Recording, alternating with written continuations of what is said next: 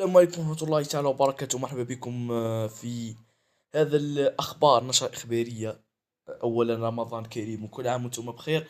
خلينا نبداو الأخبار و آه، خلينا نقول خليكم تديروا لايك واشتراك في القناة حتى يجيكم أي جديد بخصوص أخبار كرة القدم العالمية في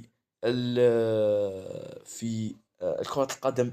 طبعا كرة القدم العالمية حول كل المستجدات العالمية. خليكم معنا بلايك واشتراك القناة و هذا مكان، ولما نوصل 50 مشترك بإذن الله غاد تكون بثوث مباشرة متعددة بالبزاف وتكون بثوث تفاعلية على المباريات. طبعا الآن خلينا نهضر على الأخبار. خلينا هذا أول خبر معنا، هذا نهضروا وخلينا نقرأ الأخبار مع بعض. تقام قرعة دور ثمن النهائي وربع النهائي ونصف النهائي من دوري أبطال أوروبا موسم 2025-2026 اللي غادي تنطلق بعد تقريبا، تنطلق بعد ساعة تقريبا، نص ساعة، باقي نص ساعة وتنطلق خلينا نتكلموا شوية على دوري أبطال قرعة دوري أبطال أوروبا. خلينا نشوفوا التأهل، الفرق اللي تأهلت إلى الدور 16 من دوري أبطال أوروبا كلهم أندية واعرين وقوة في القوة. ربع النهائي سيكون قوي مع تواجد ناديين جديدين يتأهلان ليس لأول مرة. ما تباليش انهم يتأهلوا لأول مرة الى دوري ابطال اوروبا. ادوار اقصائية. سبورتينغ لشبونة تأهلت من قبل قليل، من قبل تأهلت سبورتينغ لشبونة. اما بودو كليمت فهي اول مرة تأهلوا بعد فوزهم التاريخي والغير معقول على نادي انتر ميلان. خلينا نشوفوا هذا ثمن النهائي. عندك اتلتيكو مدريد اللي تأهل، فاز على نادي كلوب بروج بعد التعادل في الذهاب. بعد التعادل في الذهاب ربحوهم في الإياب بملعب واندا متروبوليتانو. نيوكاسل اللي اكتسح ودمر وقشح نادي كاراباخ، دمرهم ذهابا في ملعب بيرماهوف الجمهوري وإيابا في ملعب سان جيمس. الآن ريال مدريد اللي أخذت الثار من بنفيكا واخذوا الانتقام بعد انه فازوا ذهابا وايابا. فازوا ذهابا 1-0 في ملعب دالوش، ملعب اللي فاز فيه ريال مدريد بالعاشرة، والاياب اللي ربحه ريال مدريد في ملعب سانتياغو برنابيو 2-1. الان نتكلم على غالاتا ساراي اللي قام باقصاء تاريخي لنادي يوفنتوس، و أقصى نادي يوفنتوس ذهابا وإيابا. ذهابا فاز عليه 5-2 في ملعب نادي غالاتا سراي، ملعب ساميان سبور. أما الإياب فانتصر غالاتا سراي في آخر في آخر ثواني المباراة. سجل هدفين في الدقائق الأخيرة من المباراة ودمر نادي يوفنتوس في ملعب الأليانز أرينا في الوقت الإضافي بعد التبديد. الآن باير ليفركوزن اللي تأهل، ما باليش من منين تأهل نادي باير ليفركوزن. باريس سان جيرمان اللي فاز على موناكو انتصار صعب. موناكو ما قدرش يتخطى موناكو ذهابا وإيابا. ولكن ذهابا قدر يفوز في ملعب لويس الثاني، وإيابا قدر يتعادل في بلاده حتى يضمن الفوز، فوزا أو تعادلا يضمن التأهل. ليفربول الآن نشوف أتلانتا اللي حقق الريمونتادا تاريخية على البوروسيا دورتموند في ملعب في مدرجات ملعب جيويس. الذهاب اللي كان في ملعب سيغنال إدونا بارك، بوروسيا دورتموند انتصرت على أتلانتا. أما الإياب فأتلانتا عادت من النفق البعيد بسبب أخطاء رامي بن سبعين اللي كانت خيبة أمل و مرفعش راس الجزائر رامي بن سبعيني. الآن نروح للمتأهلين الى مباشرة عندك بايرن ميونخ، ارسنال، ليفربول، مانشستر سيتي، تشيلسي، برشلونة، سبورتينغ، توتنهام. نشوف القرعة هذه غادي تتقرر، غادي يتحدد مسار الكامل لكل فريق حتى النهائي اللي غادي تلعب في بوشكاش ارينا نهار 30 ماي 2026. الان نشوف حسب قوانين القرعة، لازم ما كانش نادي يلعب كونتر الاخر من نفس الاتحاد، حتى ويمكن في مرحلة الدوري آه، مواجهات سابقة في مرحلة الدوري تتجدد، كيما مانشستر سيتي غادي تلعب كونتر مدريد ولا بودو جليمت. مدريد لعبت لها من قبل وربحتها 2-1، بودو جليمت لعبت لها وخسرت 3-1. الآن نشوفوا أن القرعة غادي تندار حصريا على بي ان سبورتس الإخبارية.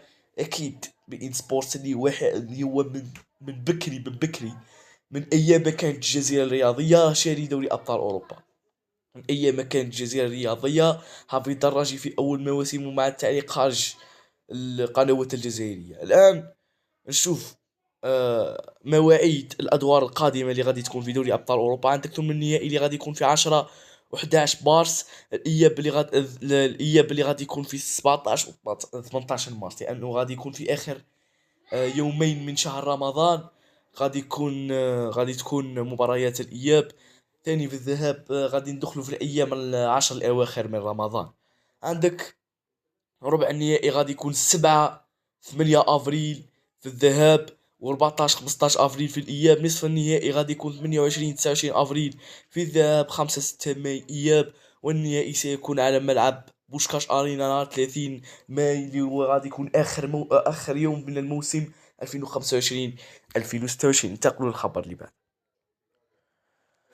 قال لك ارسنال تفاوض مع ريال مدريد حتى يجيبوا جابرييل ماغالايس حتى يدعم ريال مدريد الدفاع حتى في فترة الانتقالات الصيفية.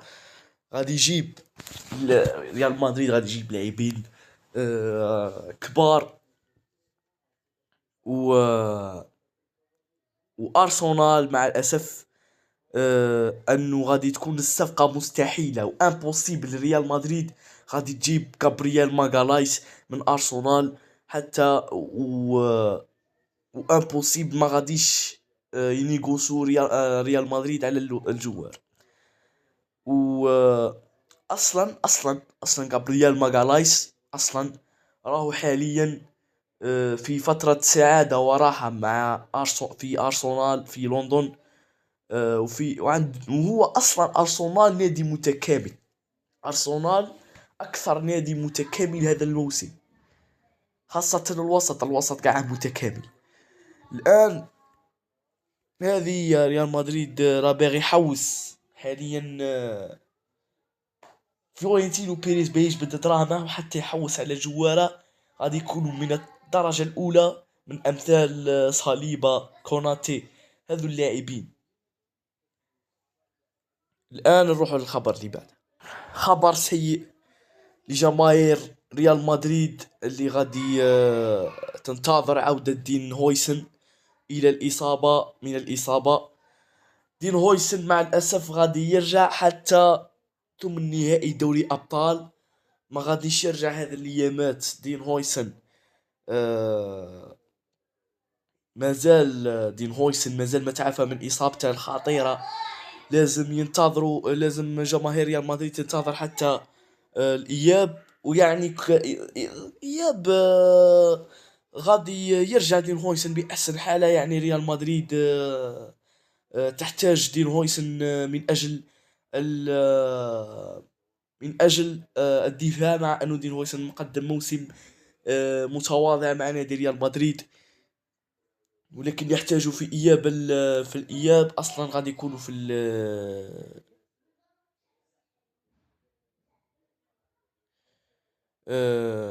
نعم ذهاب ليس إياب، سامحوني على هذا الغلطة. ما غاديش يلعب كونتر ختافي في الجولة 26 من الدوري الإسباني. وغادي يلعب في ذهاب، غادي يكون بأتم الجاهزية في ذهاب دوري أبطال أوروبا. وسيكون هذا خبر جميل جدا لجماهير نادي ريال مدريد، لأنه يحتاج الدفاع، لأنه حاليا الدفاع حاليا متذبذب، وكان السبب في خسارة ريال مدريد 2-1. و صعوبة تخطي بنفيكا في دور صعوبة تخطي بنفيكا في الدور 16، الدور الملحق. آه، غادي يكون مؤهل 100% حتى يلعب كونتر مانشستر سيتي ولا مانشستر سيتي ولا سبورتينغ.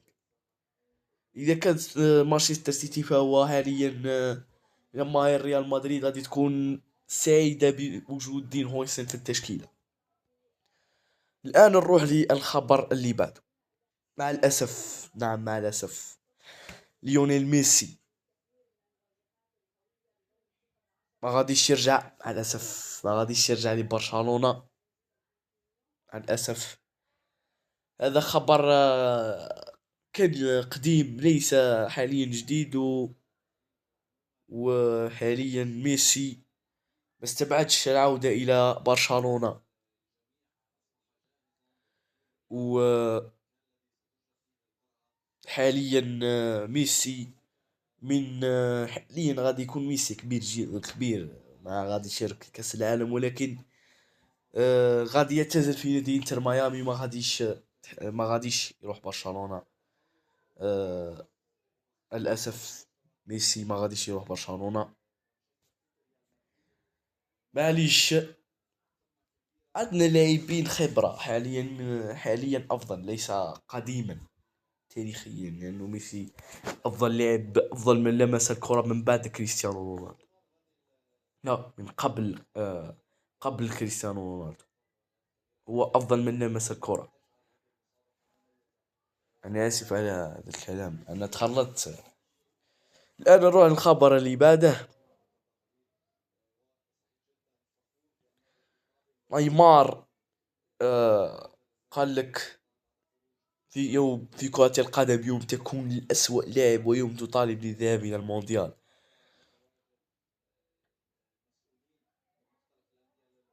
نيمار حاليا قاعد يقولوا له أنه هو حاليا أسوأ لاعب. مع الأسف يكون أسوأ لاعب، وراه لعب مباراة أفضل في المباراة الماضية، ومع ذلك مركزه جبيات. و وخطرات تكون ما تصلحش، وبدا يقول لك رواه كأس العالم. كارثة هذه، كارثة والله العظيم، غير كارثة. اصلا لازم نيمار يحسن لياقته البدنية باش يدي فرصة حتى يروح كأس العالم مع المدرب أنشيلوتي مع البرازيل. لازم القوة البدنية.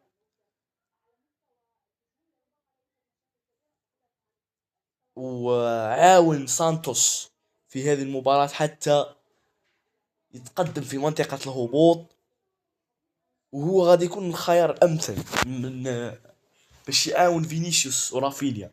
لازم لازم كارلو أنشيلوتي يعتمد على تكتيك 3-4-3 حتى نيمار يلعب كظهير، والثلاثي غادي يكون رودريغو فينيسيوس رافينيا. فينيسيوس غادي يلعب راس حربة، رافينيا غادي يلعب جناح، ورودريغو غادي يلعب جناح. وهكا يكون المنتخب البرازيلي واجد، مع أن المنتخب البرازيلي عنده مباراة صعبة، مباراة ودية في أمريكا صعبة أمام المنتخب الفرنسي. الآن نروح لآخر خبر. أنا نروح لخبر غادي يكون صاعقة لنادي برشلونة بعد إصابة ديونغ في المباراة الأخيرة. قال لك ديونغ غادي يغيب 6 أسابيع، معناها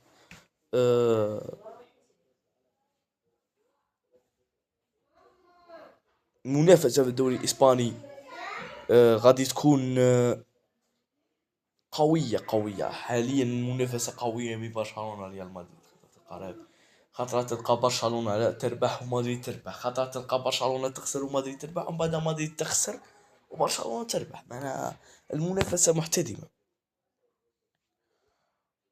غادي يكون فليك غادي يستعمل يا مارك بيرنال يا إيري غارسيا يا مارك كاسادو، يا الثلاثي هذا. انا نقول لك خيار جميل جدا، يا تختار مارك بيرنال او مارك كاسادو، لانه مارك بيرنال في اخر مباراة ضد اوساسونا تألق، لا ضد ليفانتي، تألق وقدم اداء جيد جدا، ومع ذلك مارك هدف، ماشي مارك هدف، مارك هدف وقدم تمريرة حاسمة لإيري غارسيا. آه، فليك عندك انا بروحي اذا كنت مدرب برشلونة واذا كنت بلاصة فليك، انا نستبعد ايري غارسيا، مارك كاسادو، ونحتاج يا مارك بيرنال يا ايري غارسيا، بعد ان نرجع من الاصابة هذيك تاع الرباط الصليبي، كاسمها الرباط الصليبي. حاليا آه مارك بيرنال اصبح قوي جدا، وبدا يصعد، غادي يكون نجم صاعد في المستقبل ان شاء الله، وغادي يلعب باذن الله. لعب بقوة مع نادي برشلونة في اخر مباراة ضد ليفانتي، و... وكذا. اذا كما هكا رانا كملنا النشرة الاخبارية هذه تاع الرياض. تهلاو في رواحكم والسلام.